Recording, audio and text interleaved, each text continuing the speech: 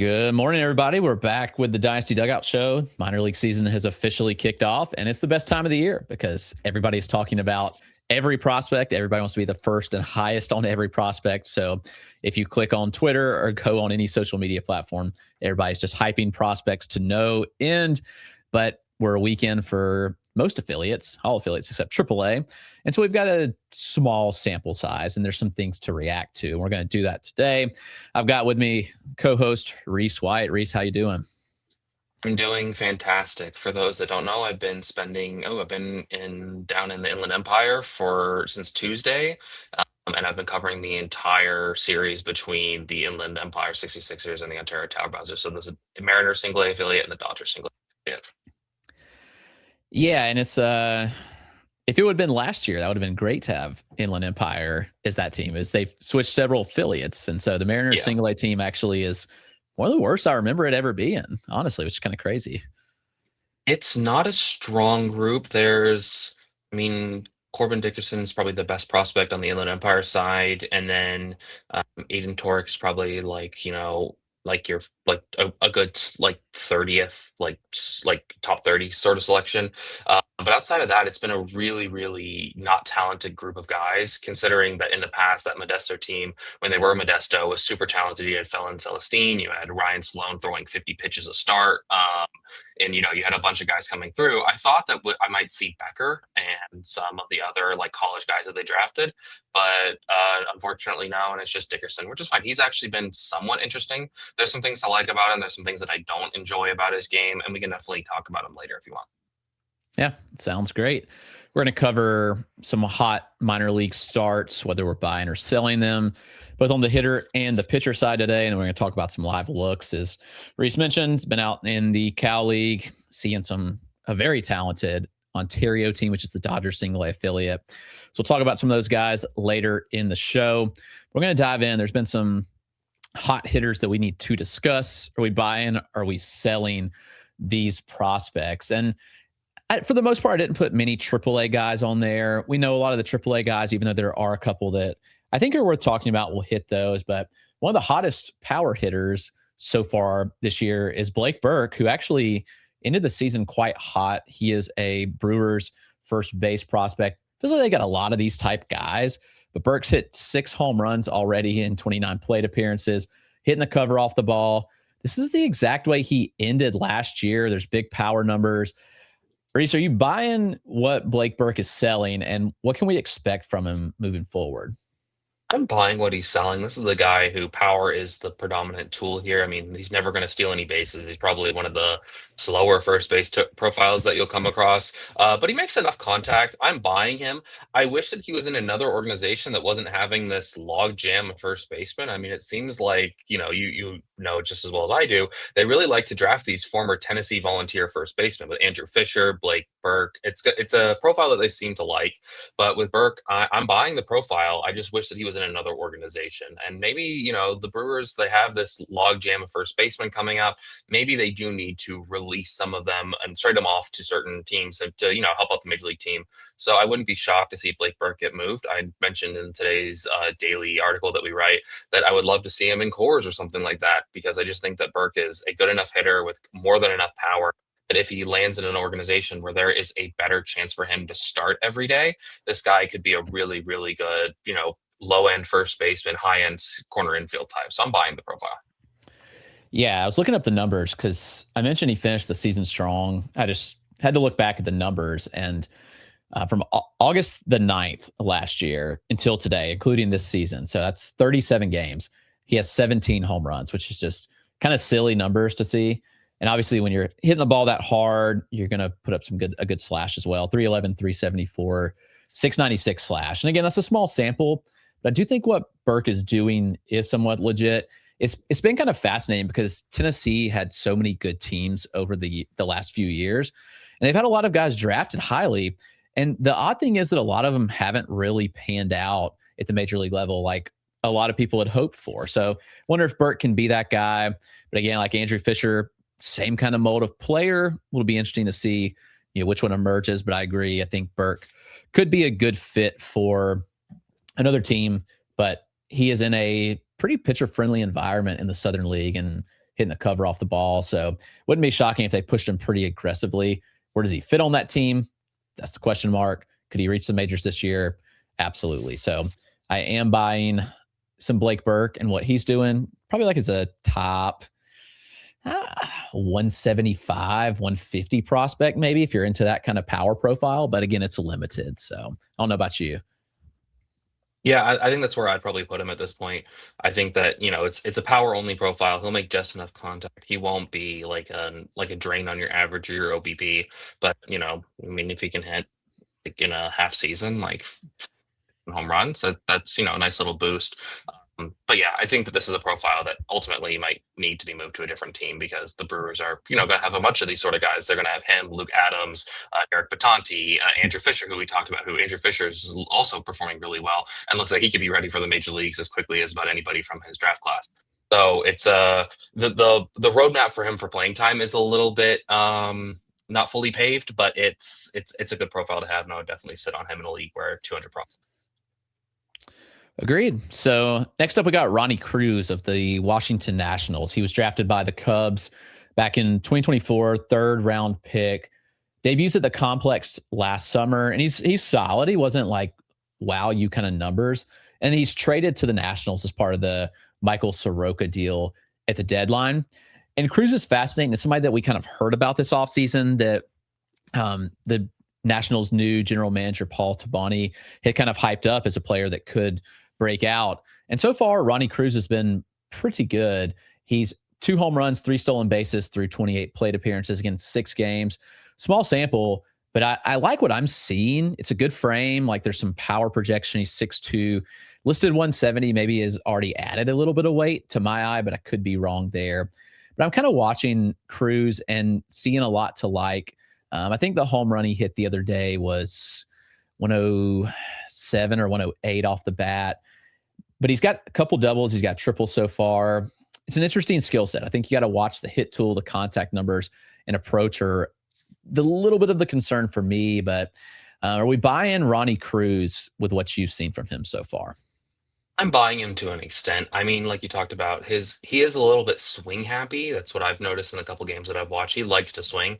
He's not going up there to he's not he wants to swing, and I don't blame him. Like with the way he's hitting, I mean, he's matched his home run total from last year already in 6 games.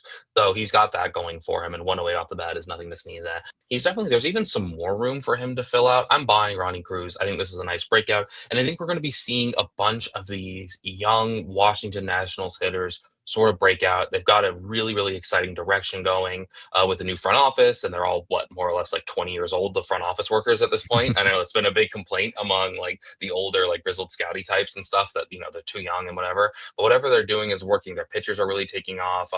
We don't have them on the docket, but Riley Cornelio looks really, really good in the early goings of this season as well. So I'm buying what the Washington Nationals are doing with their guys. That means by extent, I guess I got to be in on Ronny Cruz, even if I do think he's a little swing happy. Yeah, their development, a lot of the guys came over from the Red Sox, and we've seen a lot of success on the Red Sox development side of things, especially with their arms. So, yeah, I really think that we'll see some Nationals arms pop off. You're kind of seeing that with Cornelio. Can never pronounce his name right, but looking really good so far.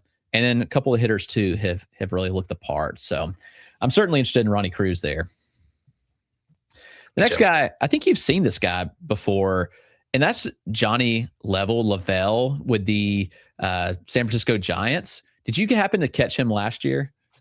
I did. I caught him during what was not the best stretch of his single A season. I think he didn't make contact with any of the pitchers that I saw.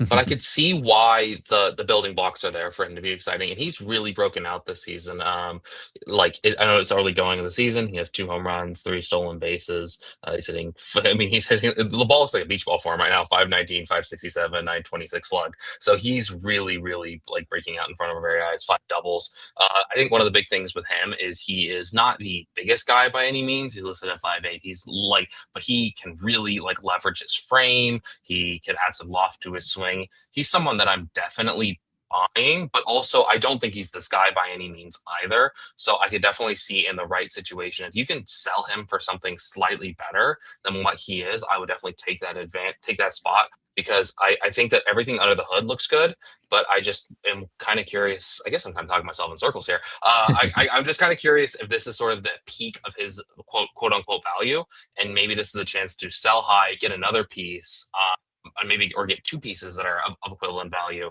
because Level is not going to be he doesn't have the crazy upside of a Joshua or a Luis Hernandez by any means, but he's a really good hitter. I think that he's going to slow down as he ages, but he also might add more power as he ages too, because there's not a lot of room for him to fill out. But I think that he can, maximize the angles and everything. But with that, I think he's going to slow down a little bit, and he's probably going to be like a second base, and that's going to put a lot more pressure on that. How big do you think he is? He's listed at 5'8", 186. Is that, would you say that's pretty accurate? I'd say he's like 5'7", 5'8". Yeah. Like it's not like he's not one of these guys who we're gonna be shocked that he's really, really small. He's not like a 5'5" sort of guy. Yeah, it's not like Caleb Durbin hops out there. Yeah. Yeah. They're somewhat like, I don't know. And this is like a egregious, like, I don't know. You watch him, there's a little bit of like Ozzie Albies, the way he plays the game. Maybe I just see that second baseman that's a little bit smaller, but like they're both switch hitters, and you watch how they kind of play. And that's how Level kind of reminds me of. And I'm not saying that like Level's going to have a 33 home run season like Albies has. Albies had a couple 30 home run seasons, but I do think the hit tool is there. I think that he probably gets to more power than the EV suggests. And that's kind of the case with Albies and what we've seen. The hit tool will be interesting to kind of track. Albies is kind of a bit aggressive, and that's kind of been his downfall, is that he swings and he chases a good bit. And we haven't seen that from Level yet, but again, lower levels, we'll see how it kind of shakes. But there's kind of shades of that when I watch him and say like, okay, if you squint, you could see him becoming this type of player if all pans out. So I think he's a top 100 prospect for me. I think that if you get somebody asked me this morning, if you got a top 50 prospect in return, would you sell? And I probably would, but I would say it's depending on who you get. Like, I don't know, like, would you trade if I offered you Dax Kilby for Level? Would you take it? I think I might. It's a close. So if you're getting to the point where it's close, then maybe they should be ranked closer than. I think I would take Kilby because I think there's more upside, same level, more. He's a better. I think he's a better athlete. I think there's probably more power projection as well. So I'd take Kilby, but I wouldn't blame anybody for not taking that offer either. Yeah, I'm just thinking about like these younger guys. Like, would I trade him for JoJo Parker? Maybe. Yeah, I think I would do that. So like, that's kind of the range I think where you're looking at, where you look at it and say like, okay, like that's what I'm looking for. If you sell high, you got to get something good for him. Like I trade him for Ryan Sloan. I trade him for like a Thomas White or Robbie Snelling type probably. Mm-hmm. So you get in that range, obviously much higher. That would be excellent, but yeah, we'll see what you can get. So if you could trade him, I would, but I do think there's some legitimacy to the profile. This guy's interesting, and it's somebody that I didn't really expect to pop off. It's Chicago Cubs prospect Pedro Ramirez, and he's somebody I saw early on in his career. He was in Myrtle Beach for a little while, for a couple seasons, so I got to see him in Single A a bit, and it always was kind of that hit first profile where there wasn't much power, and he pounded the ball on the ground a ton. But Pedro Ramirez suddenly seems like there's some power breakout appeal. The exit velocity certainly backed that, and it looks like it could be a career best year. Last year, in 563 AA plate appearances, Ramirez hit 8 home runs, and he stole 28 bags. So this year in 49 plate appearances, he already has 4 home runs. Slash on looks really good. He's 3 for 3 on stolen bases. A lot of things you like to see. And then you look under the hood, he's already popped at 110. He's running like a 50% hard hit rate. His average EV is like 95 miles an hour, something stupid like that. So there are some legitimate jumps. Ground balls are still an issue, but is this sustainable? We are talking about a small sample, so you have to be careful talking about like exit velocities in this context, but I believe there's a bit of a jump for Ramirez. What say you? I think that there is a slight bit of a jump because there's always been some sort of untapped like offensive upside with right? If the EVs are taking the jump forward, like he's saying, and like you said, and all of a sudden everything's sort of falling into place, then I think this is a nice little breakout. And there's a lot of things going for him at this point. Right? Like he is a switch hitter. He's not the biggest guy by any means, but he is also on the 40-man roster. So like he could be providing immediate value here anytime soon with the Cubs, if there's an injury that happens, because he does have some positional versatility. I don't know how good he is at second, third base, whatever, but he can play those positions in a pinch. So I don't know if he's like going to be a gold glover by any means, but he provides some value there. I'm buying the offensive breakout though. There's nothing under the hood that the strikeout rate is fine. The walk rate's kind of actually, I know it's such a short sample, but it's in line with exactly what he did last year in Double A. 8.2% walk rate last year, 8.2% walk rate this year, 15% strikeout rate last year, 16% strikeout rate this year. And again, short sample. I feel like we need to put like a little sign or a graphic that like a no vacancy sign, but it's just a short sample. But yeah, I'm buying the offensive breakout. He's 22 years old. He's doing it in AAA. He's young for the level. I'm kind of in on the profile. I don't know if I picked him up in anywhere in my leagues, but I think that I should be exploring that, because what if this is real? Yeah, the hit tool we know is good. He's running a 95% zone contact rate right now, 90% overall, 22% chase rate. I'll take that all day.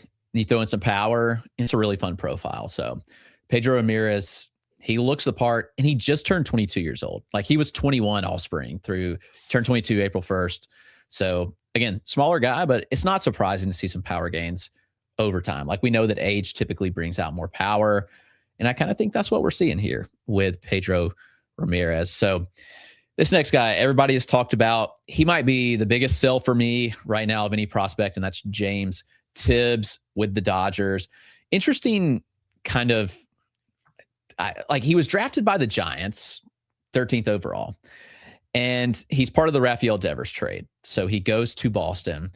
I was told that the day they acquired him, the Red Sox front office was already making calls trying to flip him again. They certainly did. It took him a little bit. He was really bad in Portland in Double-A.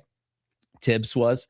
And then he goes to the Dodgers, part of the Dustin May trade. And that deal's going to look really, really, really bad for Boston eventually, I think, because Dustin May gave him a couple bad months. And now the Dodgers got Zach Earhart, who I really like. And they got James Tibbs. And Tibbs is hitting the cover off the ball. He has 7 home runs so far. He's slashing 380, 456, 920. Yes, he's in AAA. He's in the Pacific Coast League. The ball flies there. But the under the hood stuff looks pretty good with Tibbs as well. There seems to be a legitimate power jump. But to me, he's a sell. I think that there's just all sorts of buzz where the contact skills are just not good. And that really worries me. I think it's a 40 future hit tool.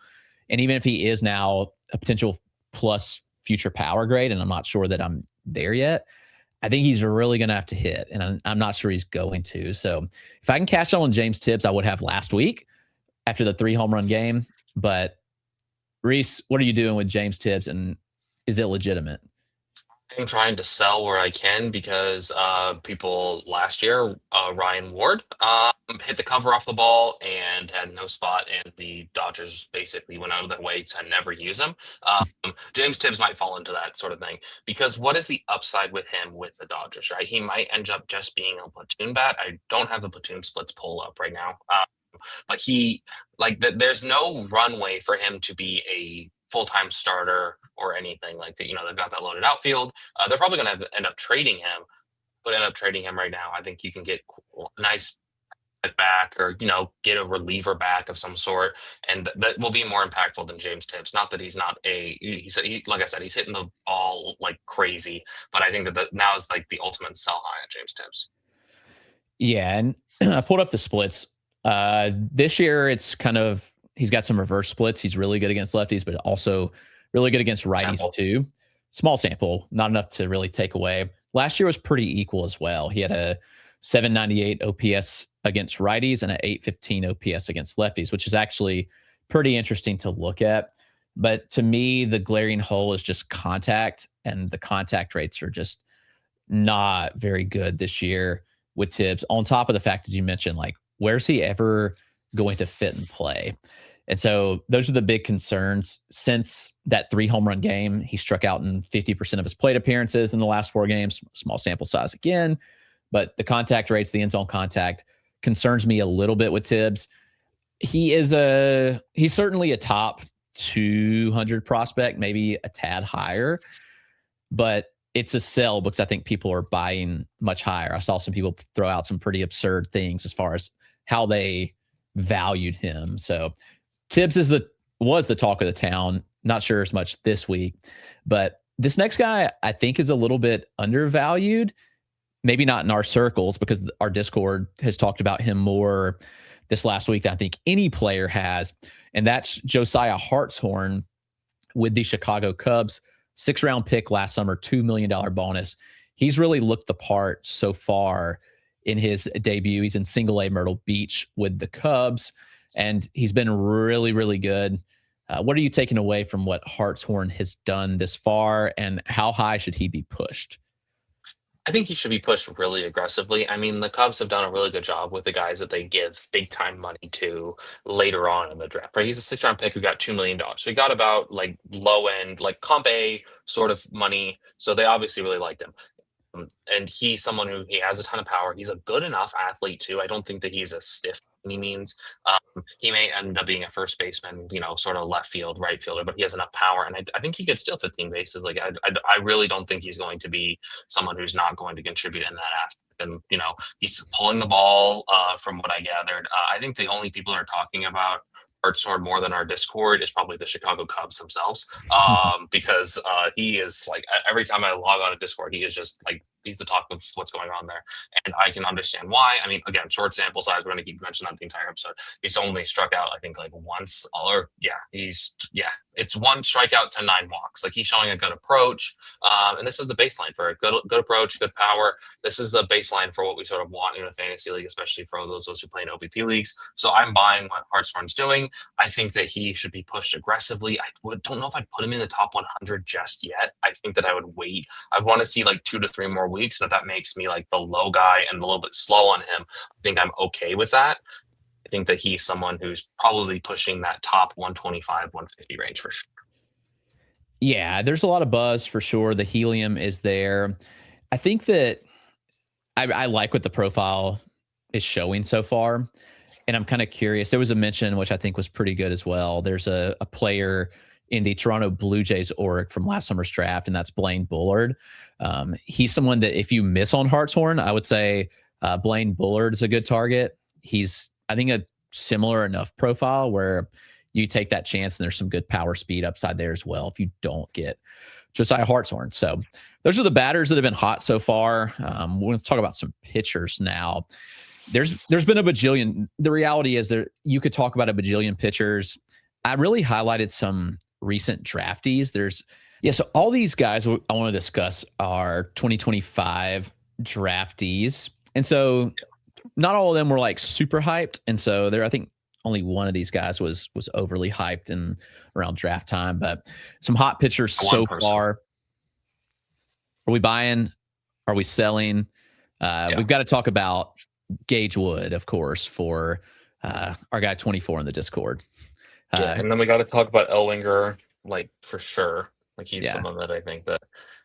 I mean, we can honestly like Tanner Franklin. Like it's just a buy. Like it's just like I was talking to someone and they were like, "What if he's just better than Liam Doyle?" And I was like, "I don't know if I'm there yet, but like, it's not that out of the range of possibility." Yeah, I mean, you look at what Tanner Franklin's done. He is in high A, so obviously that's good to see. I think most of these guys are down in single A. They need to all be bumped because they're college arms. But that would be interesting take. The biggest thing for me to watch with Tanner Franklin is how does he handle kind of this transition to a starter's role? He's always pitched in relief. He made a couple of starts in his college career, 4 career collegiate starts, just 1 last year at Tennessee, began his career at Kennesaw State, 2 years there before going to Tennessee. The command took a huge jump at Tennessee last year. It looks fine right now. He's walked 10.7% of batters. I can live with that. If you got the stuff he does, he struck out 57% of his batters in the 2 starts he has had. And the stuff's pretty electric. What have you seen in the stuff that kind of makes you buy Tanner Franklin, and how high are you willing to go on him?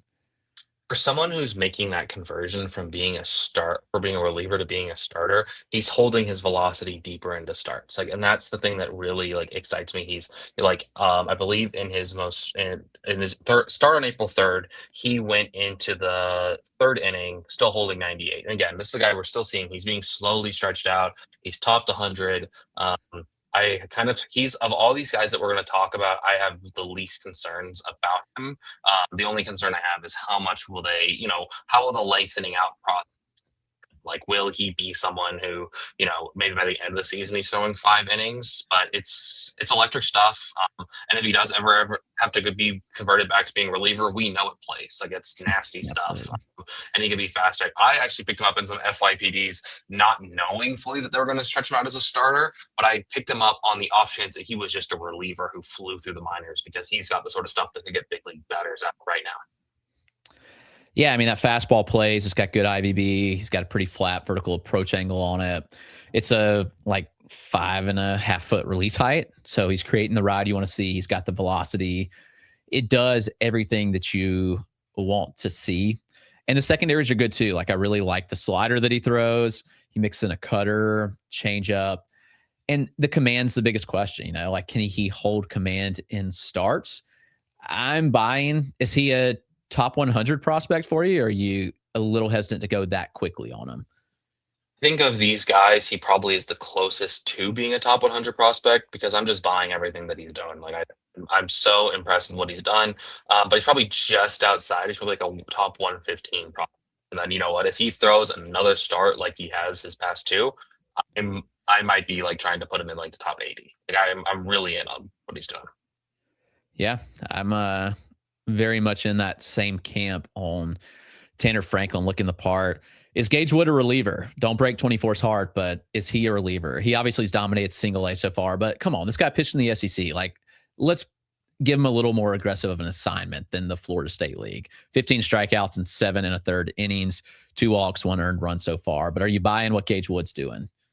I'm buying what he's doing. I do think that it is very reliever-ish. Like, the shapes it's a lot of up and down. There's nothing that breaks towards the glove side or really the arm side. So he needs to work on that. There's not really a changeup that he's thrown at all. It has been fastball, slider, curveball. And it's been like 60% four seam, 30% slider, and then he like throws in the curveball every once in a while. And I think the curveball is actually pretty good.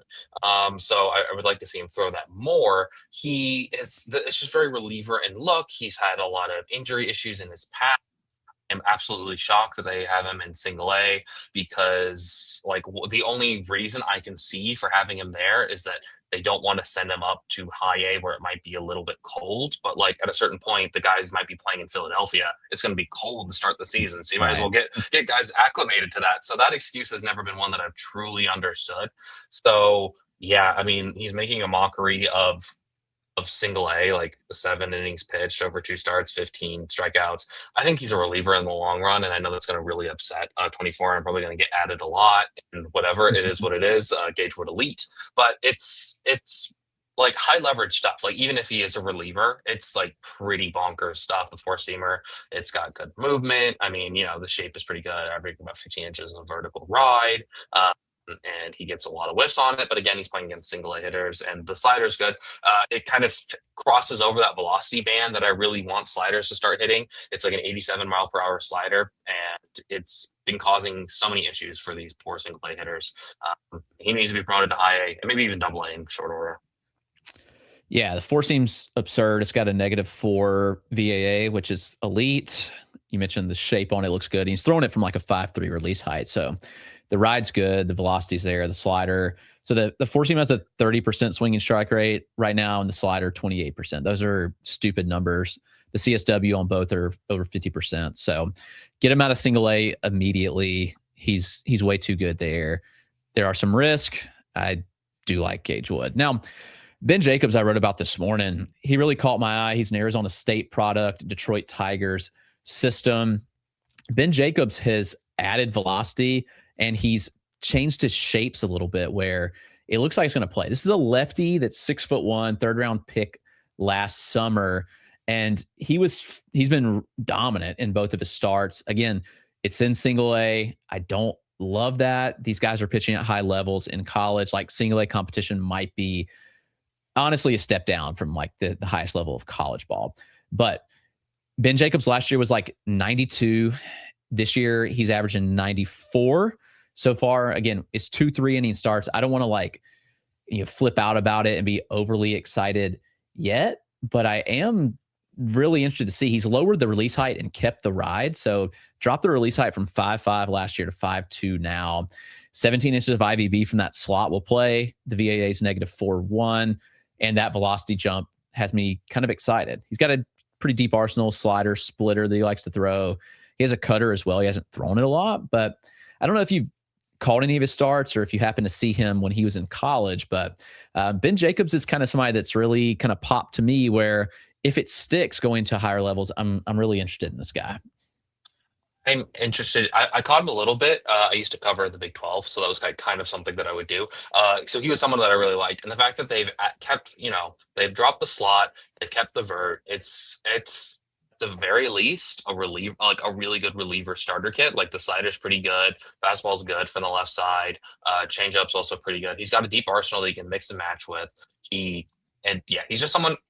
You send him out to high A. Like these guys, like we need to just. The Tigers even have, I think, Witherspoon, the Witherspoon twin, or not twin, Yep. brother. He's also performing well. So, this college crop that we talked about last year is really, really strong. And, those that went to smart organizations are taking that step forward. Tanner Franklin, Gage Wood hasn't really taken a step forward. He's just been healthy, which is a big step for him personally. Right. And then Ben Jacobs, they kind of reworked his delivery and everything, and that's kind of allowed everything to play up. Buying in on Ben Jacobs in your deep leagues, because I do think there's a lot more reliever risk, especially with an organization like Detroit, who is a little bit quicker to move guys to the bullpen than I think that they're given credit for. But yeah, I'm in on Jacobs. I think I'm excited to see what the Tigers do with him. I think they need to incorporate that cutter a little bit more. But who am I to question what they're doing? Yeah, it's working. I would like to see the cutter a bit more as well. A sleeper from last year's class, Dominick Reid, Cubs draftee. He's somebody that he began his career at Oklahoma State, didn't pitch a lot. He went to Abilene Christian University last year, and he really dominated. Career high 88 innings in college. You like to see that. He had 31% strikeout rate, 7.5% walk rate. You kind of ask about the competition a little bit. Will it play? And I think you should look at the stuff and say, I think it can. So I really like this fastball and changeup that he throws. The slider development will be interesting to see. The Cubs have had some success developing breaking balls with guys. So I'm curious if that's the case here. But again, Dominick Reid is in single A. He's dominated. He's not allowed to run in his 2 starts, 9 innings so far. And he's really looked the part. He has walked 1 batter. He struck out 10. I'm kind of buying into Dominick Reid in a deep league. The fastball is like 93, 94. It's not like a standout shape by any means, but he locates it well, gets a lot of strikes with it. That changeup, I'm a big fan of. It's low to mid 80s. It gets 15 to 17 inches of horizontal with some pretty good depth to it. The spin, like it's low spin. He kills it. It kind of dies in midair. I like what I've seen from Dominick Reid. He pitched last night against Kendry Churio. So if you want to go watch a good minor league duel, that would be a good one to go check out on MILB TV. But I'm kind of interested in Reid in a deeper sense. I'd like to, again, see him at a higher level, but any thoughts there on Reid?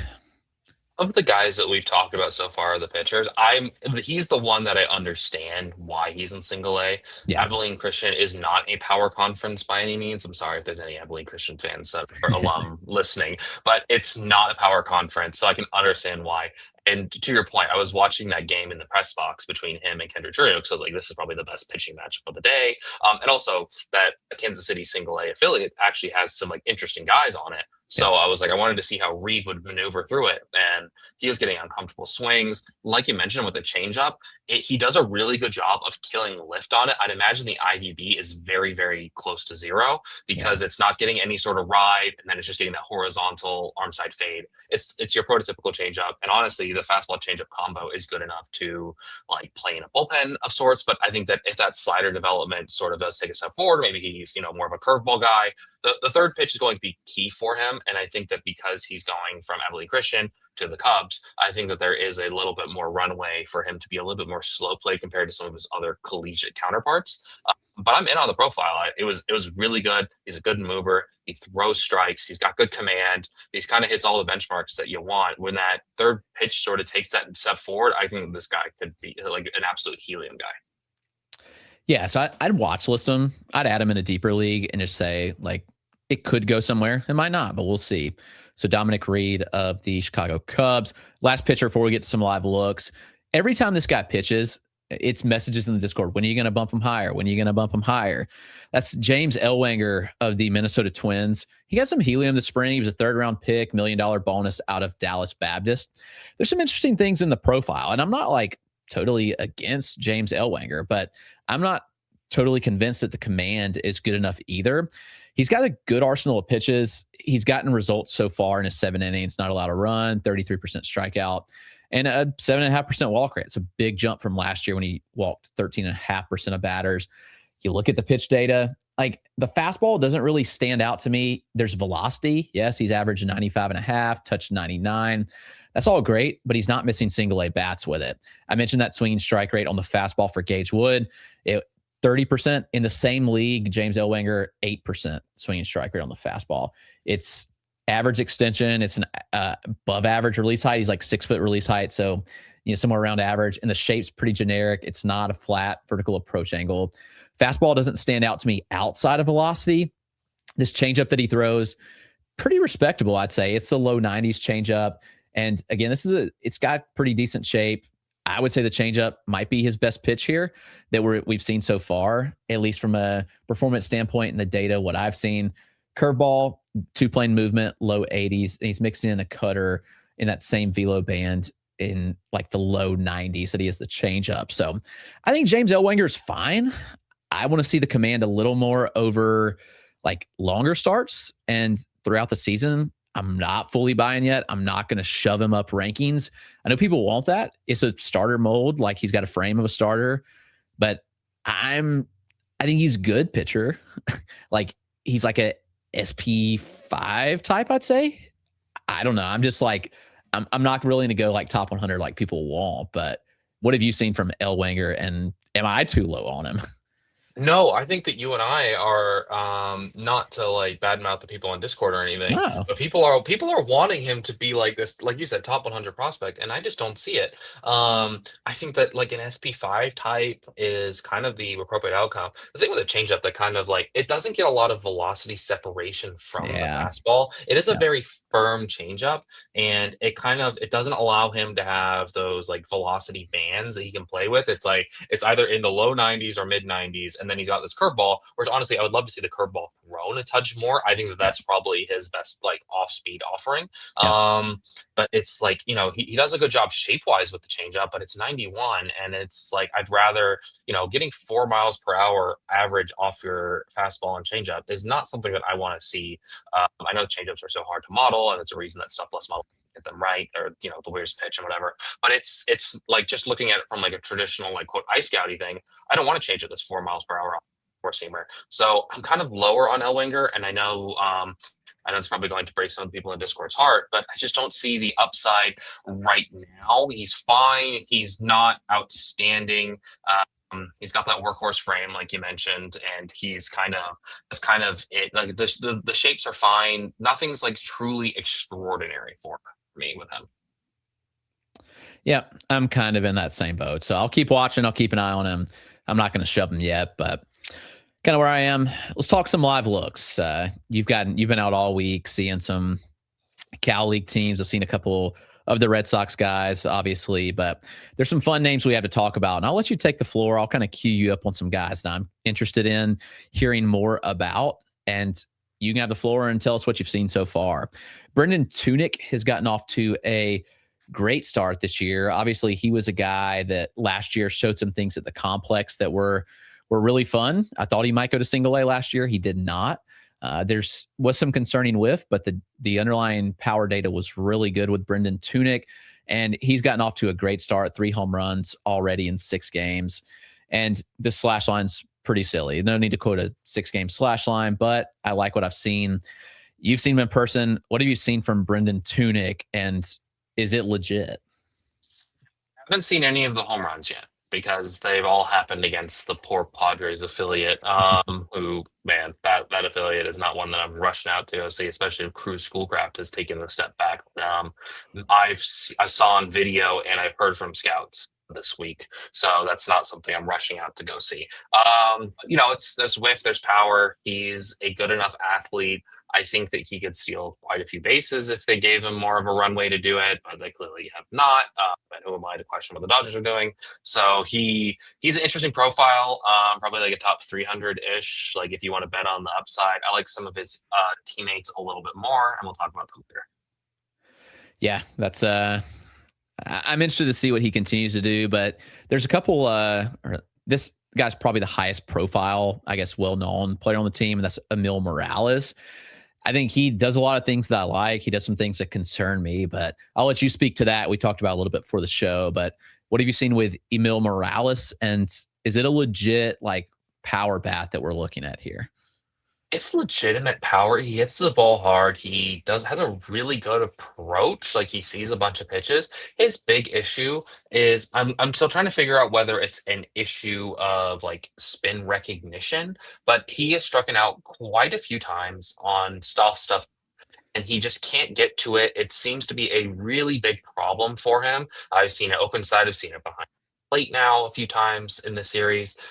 And it's not like he's whiffing at stuff that is crazy by any means. You and I talked before we started recording.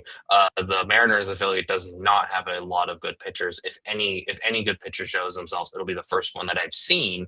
So it's a really alarming to see Morales kind of have these issues, and it's something that he will have to fix. It was an issue for him last year.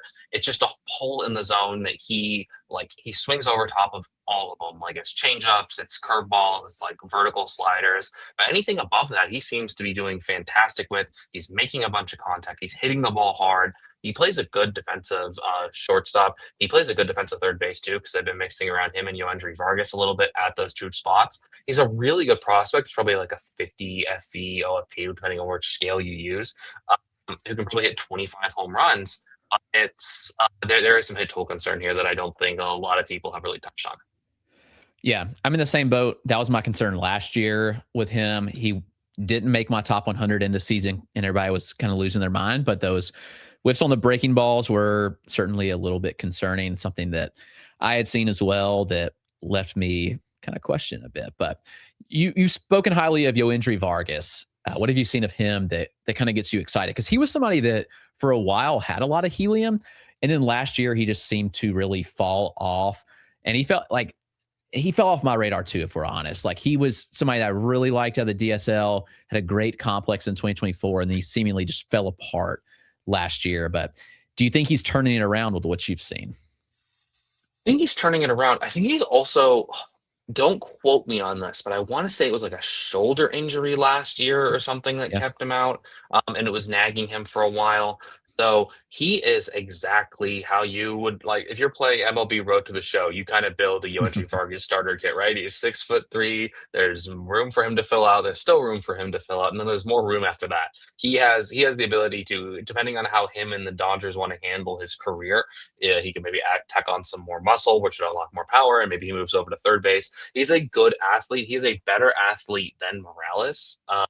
He's probably like a plus mover underway. Like it's kind of impressive to see. He is fluid. He makes good swing decisions. He is slowly but steadily moving up the lineup. From what I've noticed, he has struck out 31% of the time. But again, 6 games, we're not really drawing too much from that.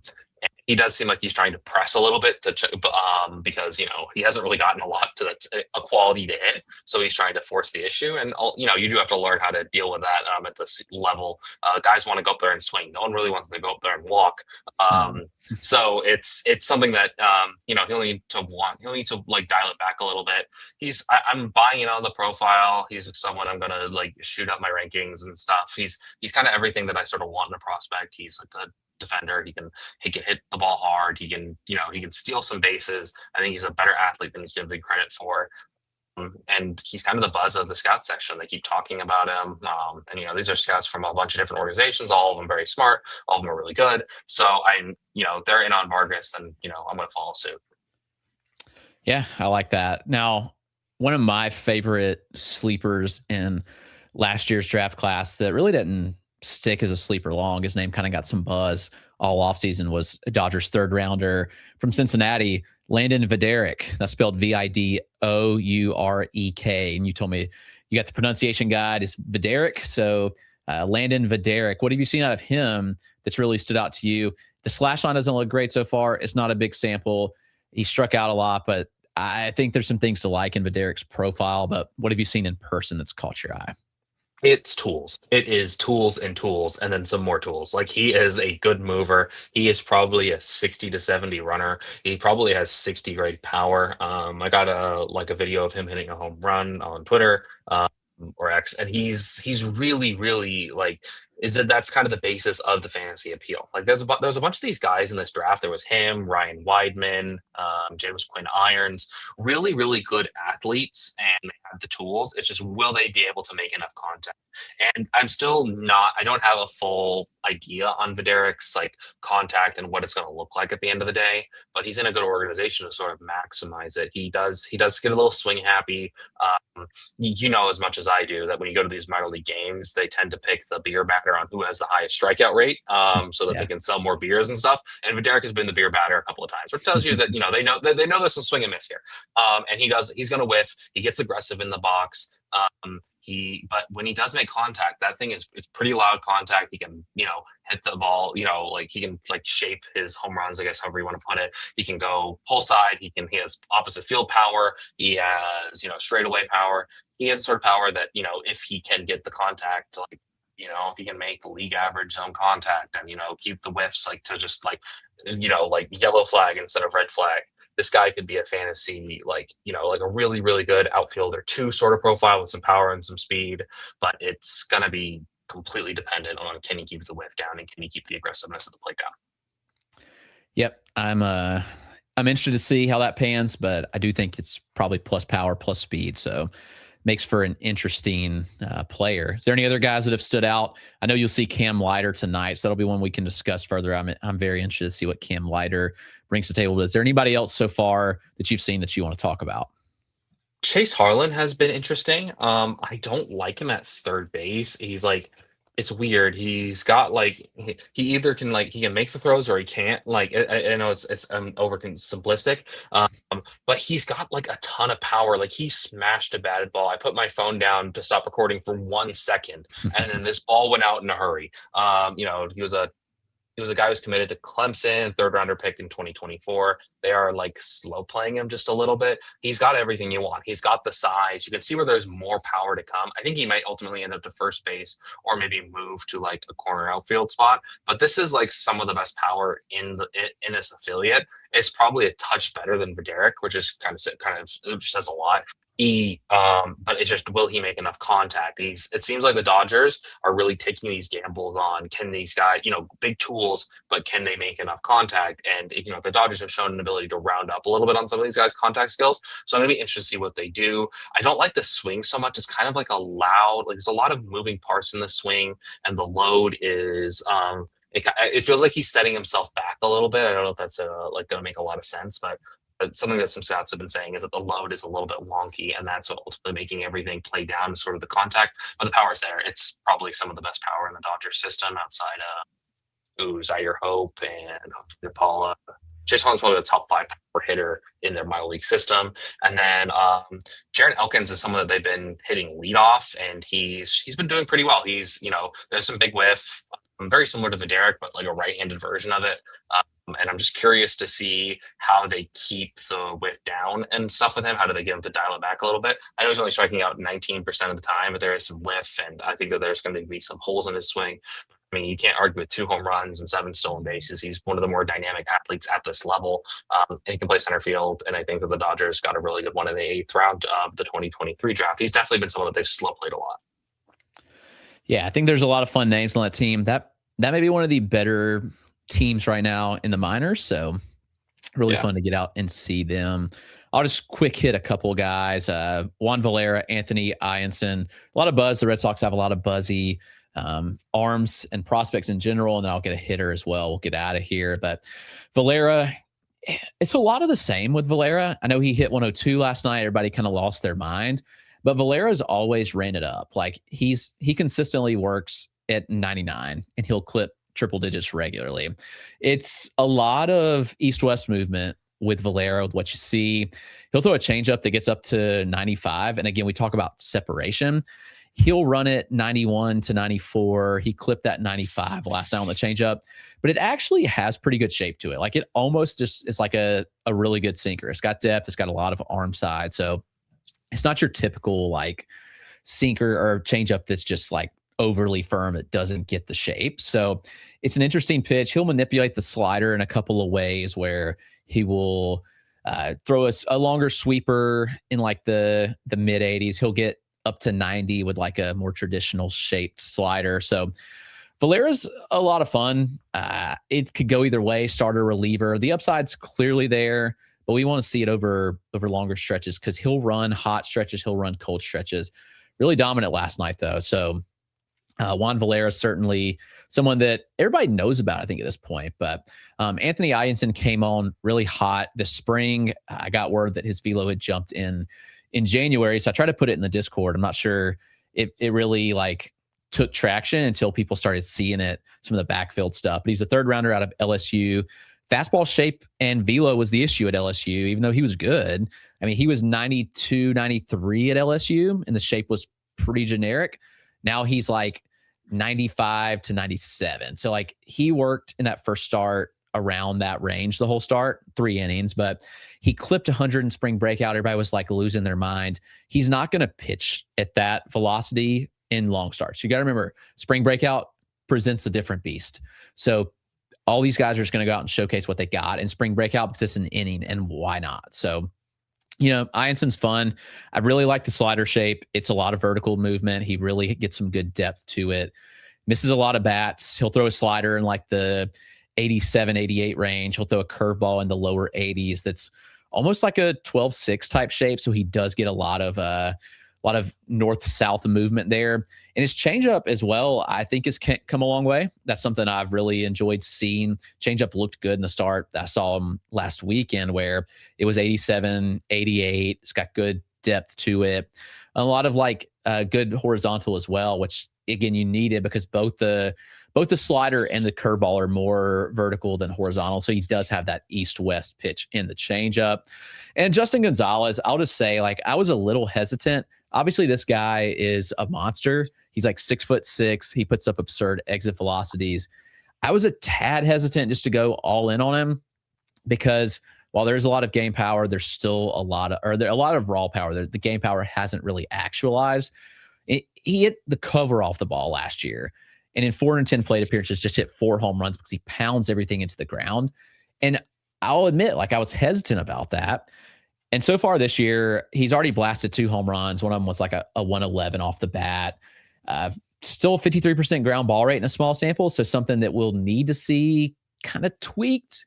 Swing path, just it's going to have to be adjusted. But also, then what does that affect? So Gonzales does make good contact, I will say. I mean, I've been encouraged by what I've seen from a contact perspective. But my goodness, this guy is coming up and he's swinging at every pitch.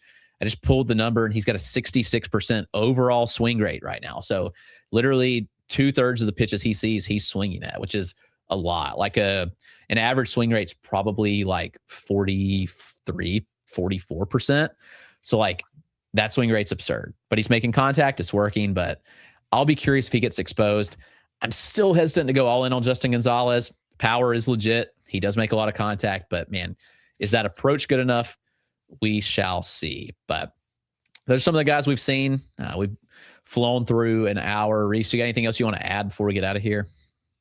No, honestly, I was super excited to see what you thought on Justin Gonzalez. He's someone that I've been kind of like, trying to pick up in all the leagues that I'm in. So yeah, I don't really got much more to add. I covered everything that I've seen this entire 5 days now, in with the affiliates that I've seen. So I think this is a good point to land the plane, so to say. Let's do it. So we'll be back again next week. Got some good action. I'll have Bowling Green coming into town, which is the Rays high A. So they've always got some fun guys. That the Rays system's always loaded. We may see what else is going on next week and if I can get out to any other games. But Greenville will have Bowling Green in town, so certainly some more looks there. But yeah, I think it's going to do it. Appreciate everybody tuning in. We hope you have a good week, and make sure you check out the Fab report that's coming out and grab those guys that are really popping off before your league mates do. But we thank you for all the support, and we'll talk again soon.